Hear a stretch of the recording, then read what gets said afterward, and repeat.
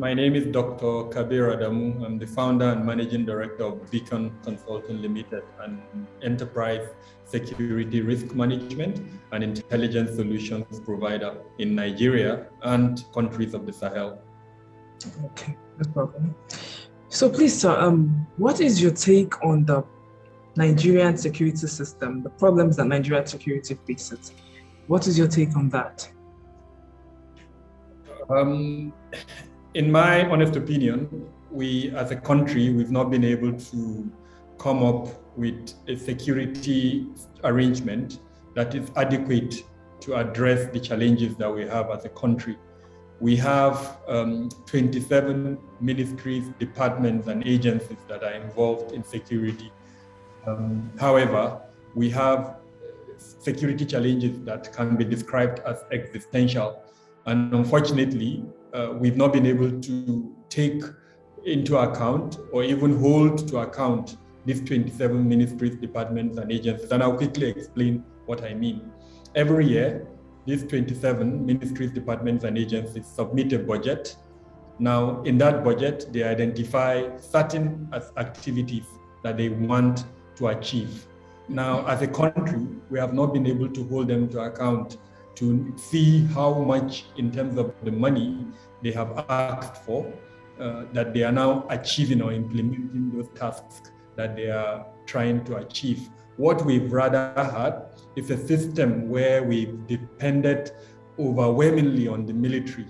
So virtually everything that these 27 are doing have been usurped by the military. Sometimes the military themselves are usurping those functions, or we as a people have now placed that responsibility on the military.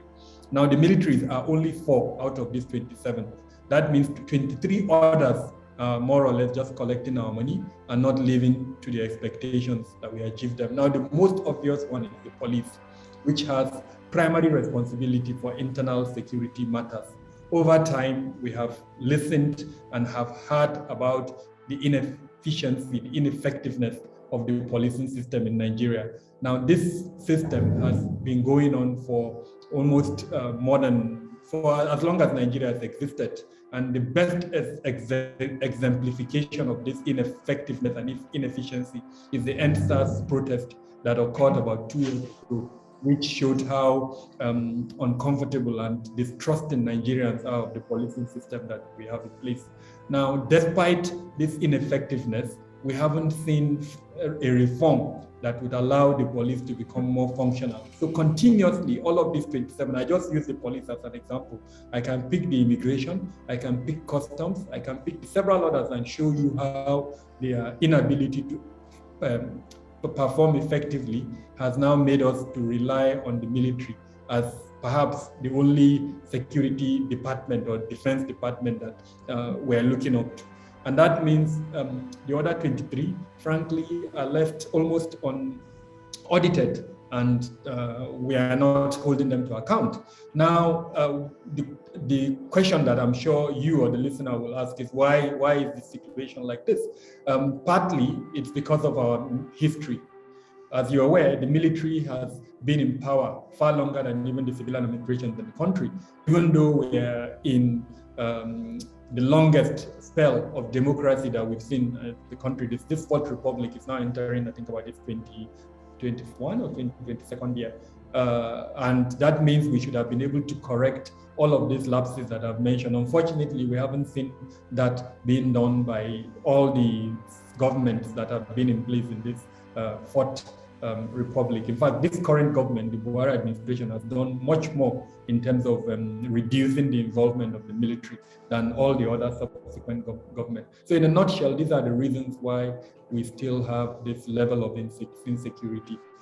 In summary, the level of coordination, interagency cooperation, and collaboration is almost non-existent. What we have is these 27 ministries and departments operating in silos and sometimes even competing in unhealthy rivalry between themselves. At the end of the day, what you have are disparate elements and unfortunately gaps that have been created as a result of this are being exploited by non-state actors who are challenging the monopoly of the use of force by the state and are doing this successfully. Okay, no problem. So looking at terrorism in the northwest, right, in northwest regions of Nigeria, Sokoto, Niger State, Kaduna, and Zamfara State, to be precise. Will you say that? Can you hear me? Loud and clear. Okay, good. So looking at terrorism right now in the western states of Nigeria, Sokoto, Zamfara, Kaduna, and Niger states, to be precise. Will you say, and also from what you said, that the military is burdened with the sole responsibility of taking care of the security in Nigeria, will you say that state policing and other security outfits in Nigeria, when they come and when they get up and put in more efforts into discharging their duties, will you say that it will go a long way in curbing insecurity in these northwestern states?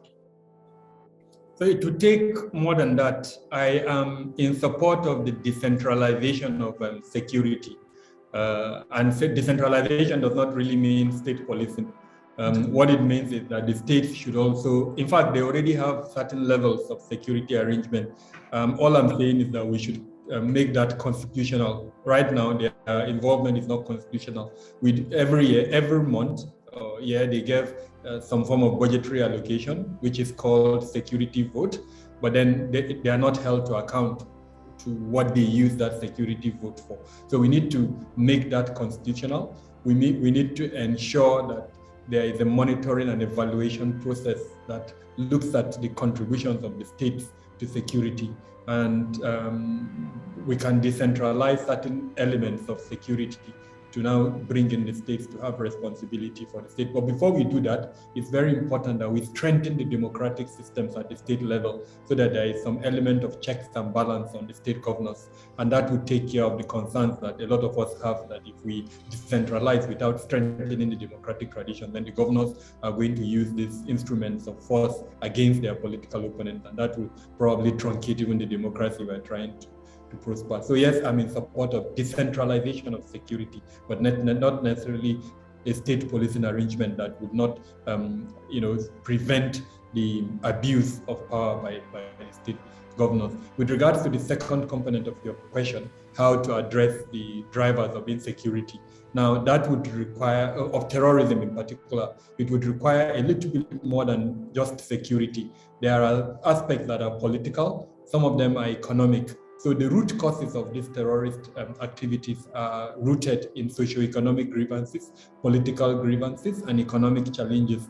And so a combination of both security, political, economic, and to an extent social measures that would reduce poverty, unemployment, weapons proliferation, climate change issues would be the way to go. So that at the end of the day, we have a holistic approach as encapsulated under our Terrorism Prevention Act that we already have in the country.